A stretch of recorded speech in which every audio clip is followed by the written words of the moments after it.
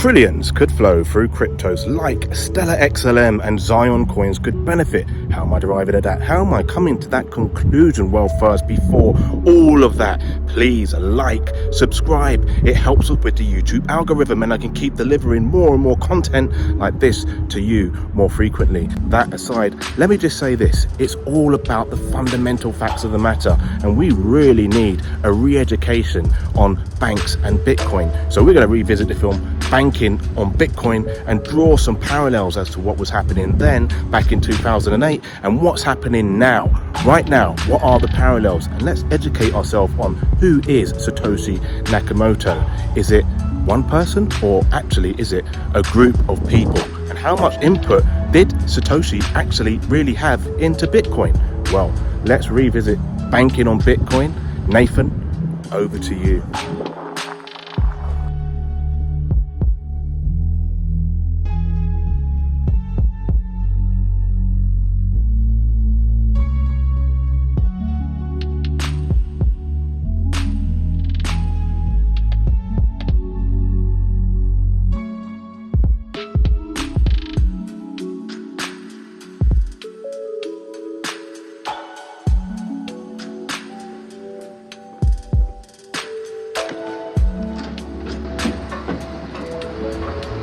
I really like it down here.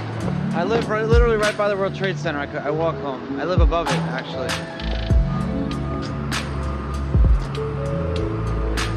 My ankle bracelet tells the government where I am every second of the day, any time of the day. But it's gonna come off when I go to prison, I think. I mean, I don't think I'm wearing this in prison, so that's what the plan is for that. Now, around the time of Charlie Shrim's arrest, the price of Bitcoin peaked at about $1,242. Just 4 years earlier, the price of Bitcoin was a fraction of a penny at 0.00076. In 2009, the first Bitcoin was created. Yes, the first Bitcoin was created, and the banks were in turmoil. Markets today. If you recall, Lehman Brothers had collapsed, and this was the start. It turned out it was a historic day with Wall Street shaken to its very foundation, and even the health of the most trusted firms are now being called into question. We have former secretaries of Treasury who go from government to Wall Street. The LIBOR rate was rigged. US dollars. government officials were moving from Washington to New York to line their own pockets, and the same thing is happening again right here, right now. The role that governments and banks played in money, and why was it that our money was controlled by central banks? If something new happens, is the government likely to give it a nod or at least ignore it for a while, or is the government likely to come down and try to crush it because they're afraid of anything new and different? This is a monetary revolution. Bitcoin is the honest currency.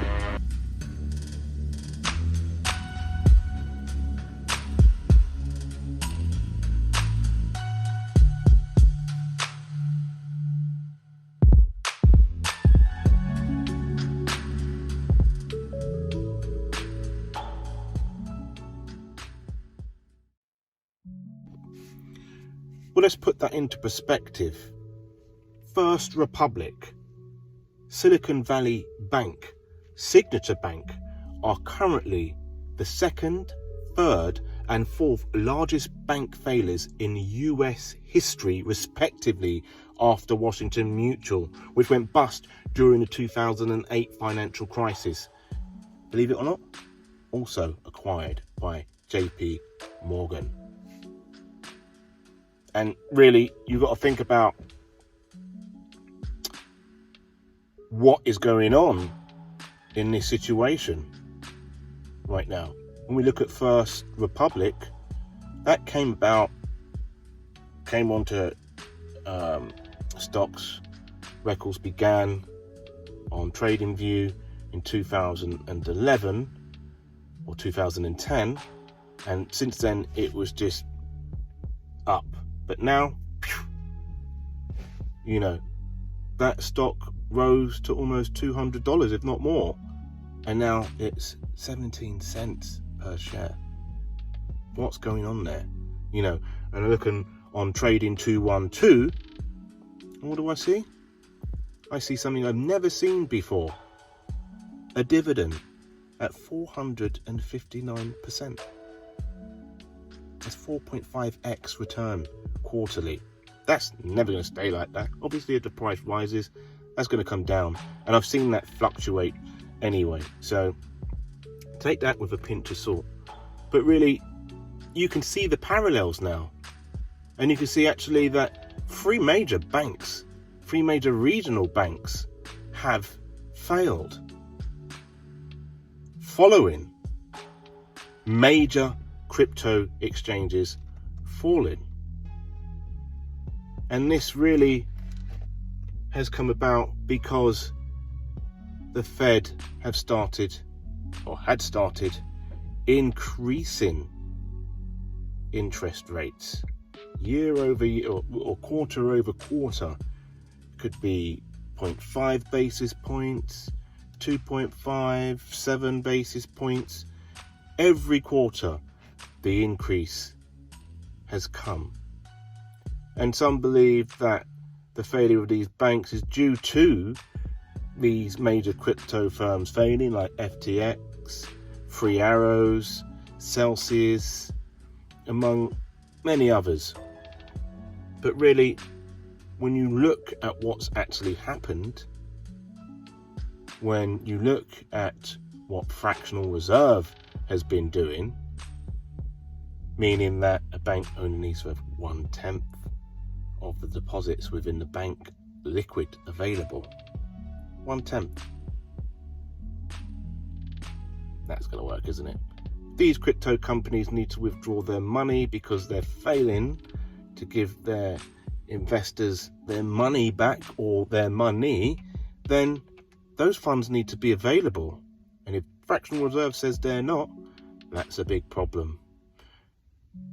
At that time, they needed to give the money back to their depositors.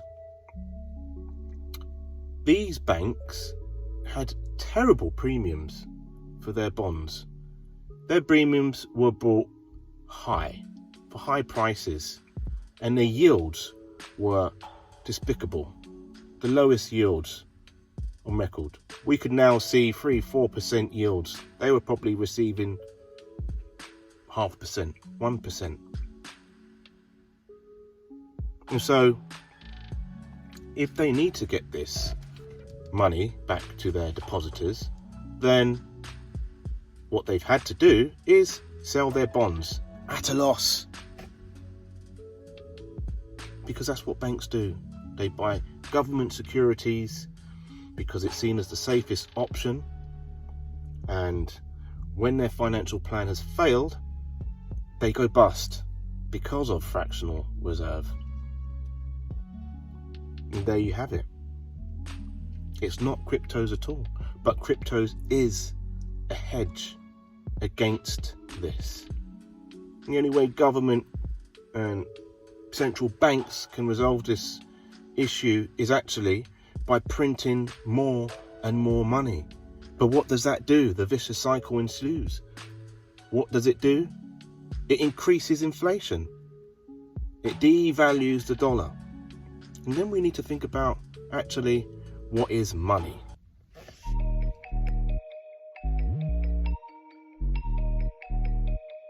This past week we've been talking about money.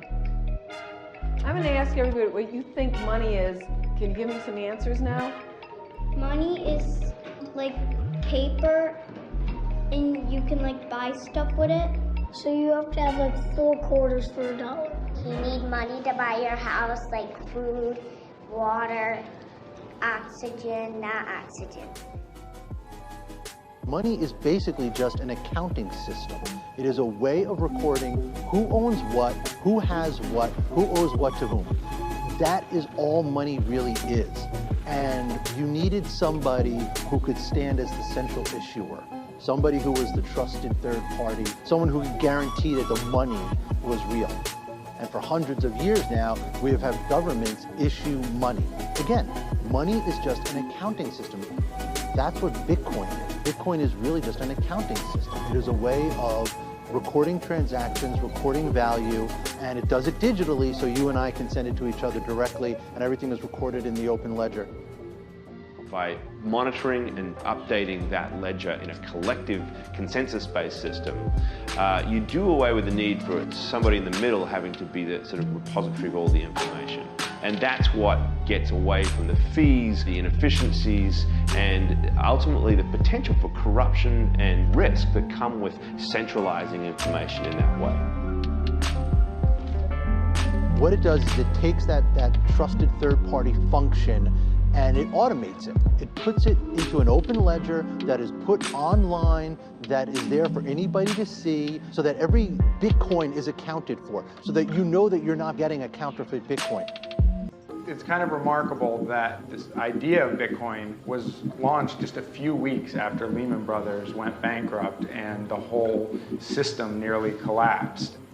And the problems that cropped up in the crisis were very much a part of the writings of Satoshi Nakamoto. I think what the crisis showed is that the existing system had some major flaws. It wasn't working, and people were hungry for some sort of alternative.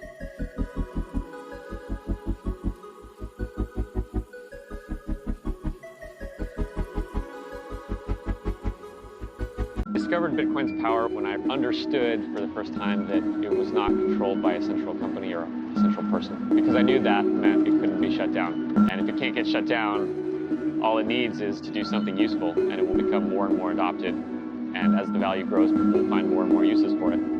The beauty of Bitcoin is it's easily transferable, it's anonymous, and by 2140 there's going to be 21 million, and that's the cap. There's only X amount of gold.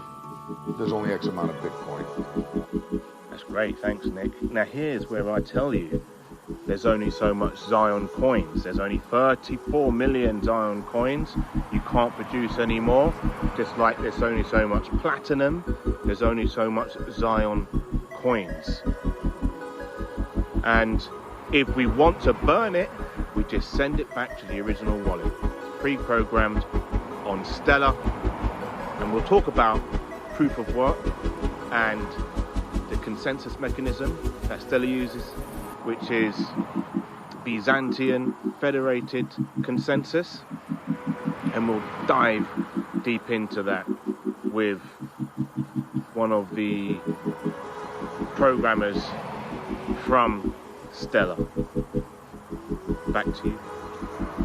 Before, if you wanted to send something of value across the internet, you had to get somebody else involved. You had to have a credit card company or PayPal or maybe a bank involved in the transaction. The promise of Bitcoin is that you're directly sending this currency to another person, and then the Bitcoin network performs the function that normally PayPal or a bank or your credit card company would perform. Bitcoin really puts the control back in the hands of everybody. Everybody who's participating in the Bitcoin system is controlling how it works.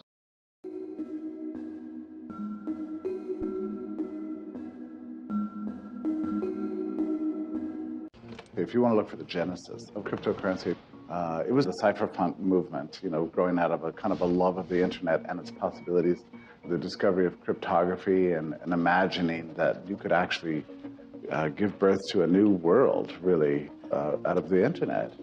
A world that lives outside of the nation state and outside the structures of power and the hierarchies that are associated with that. These people had talked about the need and the possibility for a digital currency that was anonymous or could be anonymized using cryptography. The cypherpunks that emerged in the early 90s were hyper concerned about privacy, about personal liberty, and a lot of people had come up with their own systems. Some of them came very close to happening.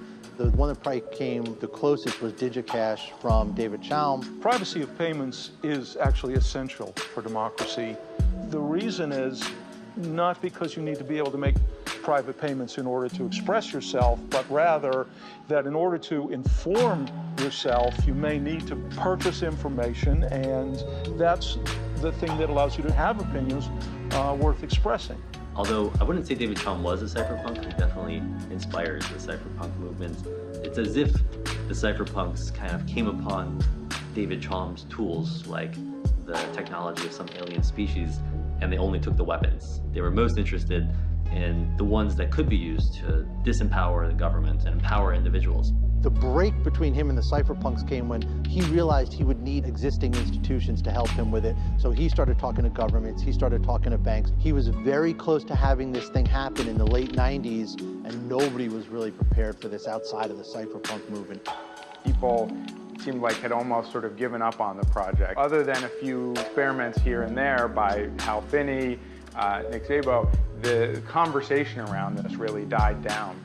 And then all of a sudden it came back to life after the financial crisis, and you had people going back to those experiments in the 1990s and looking at new ways of putting those ideas together. Nick Szabo in 2006 had just finished up a midlife stint at law school, and if you look at Nick's writing around the financial crisis, that it really revived his interest in these ideas that he'd been working on in the 1990s with privacy and contracts and the problems of governments and other trusted third parties. And he brought BitGold back into the conversation. So Hal Finney came up with his own system. Adam Back has Hash Cash, Wei Dai has B-Money, Szabo has BitGold. So what Satoshi did in 2008, Satoshi took a lot of these ideas and made them work and created an encryption-based protocol. It's not really a currency, utilizing a ledger called the blockchain, allowing for many kinds of transactions to occur. Contracts, all kinds of things can be built into the blockchain. And it does this through a system of consensus building where multiple computers all participate in the management of the blockchain ledger, the kind of digital document, if you will, that keeps track of all the payments. You can have the money supply controlled by a computer. That's all Bitcoin really is. The key point here is that this is a distributed ledger. There is no central server. All the other ledgers that we have, all banking ledgers, all company ledgers, they all sit and reside inside that company, which means they have one point of attack. They can be hacked. JP Morgan was hacked by cyber thieves not so long ago. Home Depot, Target, we've had all these companies get hacked precisely because there's one central repository of information. The Bitcoin ledger resides on thousands of computers. You can't hack that. Every single transaction is recorded, and once it is recorded in the blockchain, it is there. It is permanent. It cannot be altered. It cannot be changed so that you can read it. Now, the identities of the people are encrypted. The wallets are encrypted, so you don't know who is spending the money, but you know that every single Bitcoin out there has a history. You know where it's been. You know the different addresses it's gone between. The most important pieces of the Bitcoin infrastructure are the miners. These are the computers that are tasked with maintaining the ledger of the blockchain, to verify the information, to update it, to make sure that this is trustworthy. So how do we incentivize them to do so? As they are going through the process of confirming transactions, they are simultaneously being subjected to a very, very difficult computing test. The Bitcoin core protocol is forcing them to look for a number. All of these miners are ultimately competing to be the one that receives that payout every 10 minutes. But really that's the secondary component. They're really being rewarded with Bitcoin for what is the more important task, and that is the validation and verification of transactions and the maintaining of the ledger. That's great. So we know about Bitcoin proof of work, and really proof of work is just a secondary use case for securing the network, for ensuring that users are incentivized and use the ledger. But what about Stellar? What about Stellar XLM? What about the Byzantine consensus mechanism, federated Byzantine consensus mechanism? How does that work? Well, for that, we need to head over and see Martinez. Nathan, over to you. Ends up with the same value.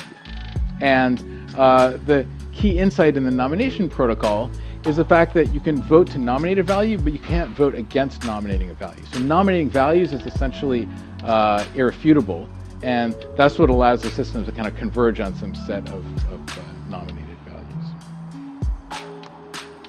Okay, so this protocol SCP has a bunch of interesting properties, right? First of all, it's decentralized, and then it can actually realistically accommodate this kind of like internet level consensus.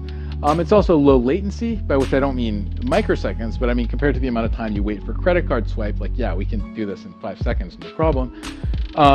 It's got flexible trust. You can have, you know, a small nonprofit like Stellar or the EFF helping to keep the big banks honest, even though they have many fewer resources. And it just depends on digital signatures and hash functions. So you've got kind of standard asymptotic security. You tell me how powerful your adversary is, and I'll tell you whether to choose, you know, a 256 or a 512-bit hash function, how big your signature keys should be, etc. And basically, you can have zero chance of, you know, effectively zero chance of an adversary breaking it. Now, obviously, there's a lot of related work. Standard Byzantine agreement provides the latter three properties, but it's not decentralized. That's why it didn't solve this problem. What did solve this problem is proof of work, and you know, we've seen how powerful that is because of how much Bitcoin has taken off, right? But Bitcoin doesn't have the other three properties, right? In Bitcoin, you can't decide you want to trust the EFF. You have to trust whoever has the most hashing power. And then there's also proof of stake, which is kind of like a, you know, a cross between proof of work and Byzantine agreement. But it's still there. You're trusting the people who have the most money, which is not necessarily, you know, the ACLU or whatever. So it's important to point out that consensus is not the same thing as a cryptocurrency. So SCP doesn't offer some, you know, rate-limited way to mint new coins. It doesn't provide intrinsic incentives for good behavior, right? We expect people are participating in our system because they're financial institutions that see value in having this, you know, this like global financial network. But they don't get paid to do it. They get paid because they're making money as banks. It also doesn't tell you whom to trust. So, you know, you could obviously configure your quorum slices in a bad way and end up with an insecure system. But that said, I think the SCP has a bunch of applications beyond financial networks. And one of them that I want to point out is CA accountability, right? So one problem is that all our browsers, you know, they ship with dozens and dozens of root CAs, any one of which can sign certificates. You know, true story, Turk Trust went and, you know, signed a bogus certificate for Google.com, allowing man-in-the-middle attacks. So people are trying to address this through efforts like certificate transparency. You're going to output these logs of certificates, right? And so you could actually increase confidence in the system by having this be more like a global log that the entire, you know, internet signs off on, and that would make it virtually impossible to roll back a certificate that had been issued. So SCP could basically increase confidence in the auditing. That's great. So thank you for that, Dr. David Mazieris, the scientist professor. So yeah, you could see clearly the consensus mechanism for Stellar, the SCP, is actually the federated Byzantine consensus mechanism. But there's obviously a little bit more to it. We will discover in another video a little bit more about that and why it's more effective. But just as an overview, as a summary, we can see clearly that it's decentralized in a way that anybody can have a node and join the network. It works on quorum sets, so as long as you agree on a certain set of values in your quorum set, as a quorum slice, then you can reach consensus. Now, with that, it is decentralized, but the token itself is the cryptocurrency is not SCP. It's just a digital asset. Now, looking at the actual latency, we could see that proof of work doesn't really have that. And it doesn't have this asymptotic security. So, you know, the network effectively for proof of work is secured by the hash rate, right?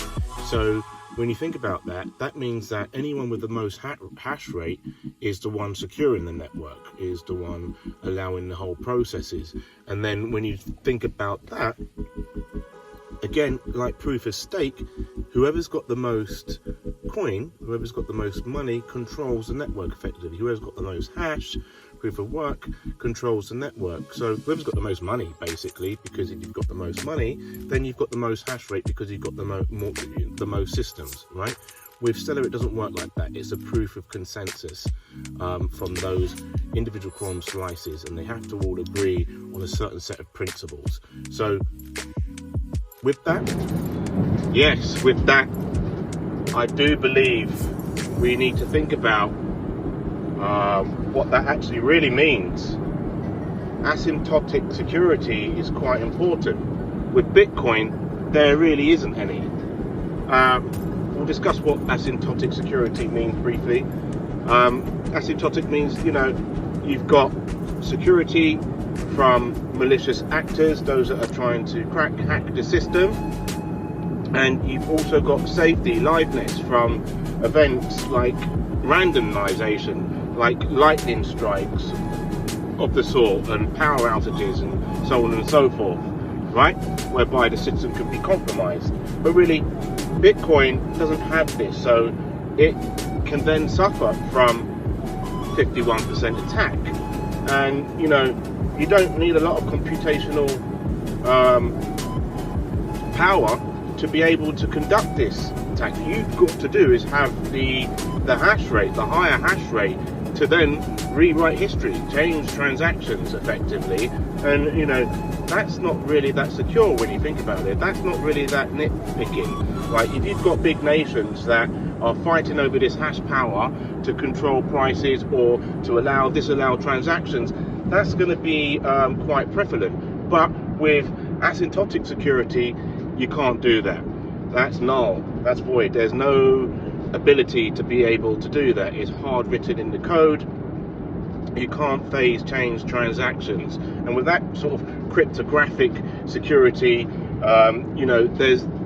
there's no failing it really. And with proof of stake, this may be the same case. I believe that EOS had a problem with the staking where control was taken over by Block 1. They picked up the money and left. The value in the digital asset and left, and that is quite severe when you think about it. In any case, what Satoshi had solved was the double spend problem on the actual ledger. And when you look at what Nick Szabo had done, it's very close with BitGold, very close to Satoshi's white paper. So you can see that without that double spend resolution, it's pretty much Nick Szabo's white paper.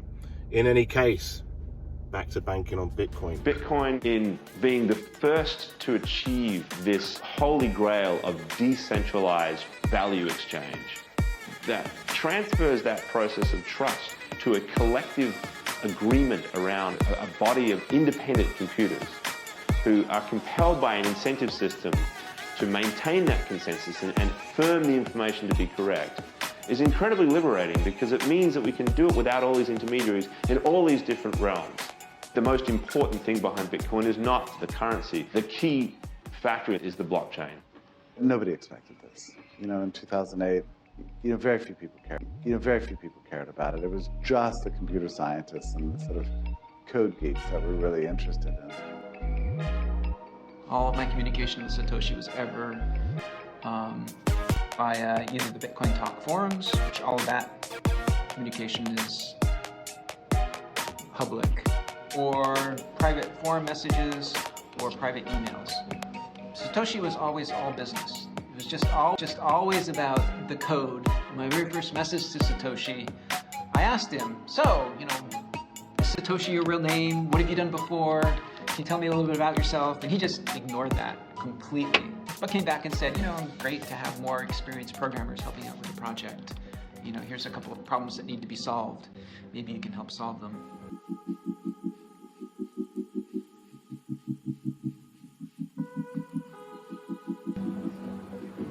In 2011, I was into Bitcoin sort of just as a hobby. I didn't really know what to do in it yet. I was trying to meet everyone I could, figure out what projects would be cool to work on. I met Roger Ver sort of in August of that year, and a few months later he recommended to this guy Charlie Shrem, who started BitInstant, that Charlie should hire me as the head of marketing for BitInstant. Bitcoin is cash with wings. It's the ability to be able to take a local transaction and do it globally. And that's why Bitcoin is going to overturn the financial infrastructure. Bitcoin is like the largest socio-economic experiment the world has ever seen. Our conversations would range from, you know, the mundane and practical, like how the hell are we going to get another bank account since our current bank account's probably going to get shut down any day now, to very high-minded aspirational ones, you know, like, is this actually going to change the world in a good way? Are we just a bunch of crazy people who don't know what the hell we're talking about? Or are we actually starting to initiate an industry which in hindsight will look obvious to everyone, but, you know, right now, not? Charlie Shrem was, at that stage, a fairly high-profile figure in the Bitcoin community, the vice chairman of the Bitcoin Foundation, and, you know, one of these Bitcoin millionaires who made a lot of money very quickly and really played an important role in the infrastructure of managing the movement of funds around the system in that, you know, early rudimentary phase.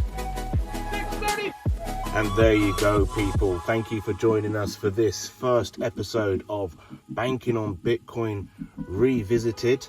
And really, we need to think about what problems are Stellar XLM solving over Bitcoin. We've already learned about the difference between the proof of work consensus mechanism, proof of stake, and Federated Byzantine Agreement, the Stellar's protocol, SCP, which uses quorums and quorum sets, which uses something that Bitcoin doesn't have, which is a symptotic security. And really, these things are important for securing a network in terms of safety and security and reliance. Also, what other things does Stellar bring to the party, to the crypto party, to the whole crypto ecosystem? We need to think about, you know, what Bitcoin doesn't have. So please join us in the next episode for Banking on Bitcoin Revisited, and we'll be sure to look at who's behind Stellar. How did it come about? See you in the next one. Have a great day now. Take care.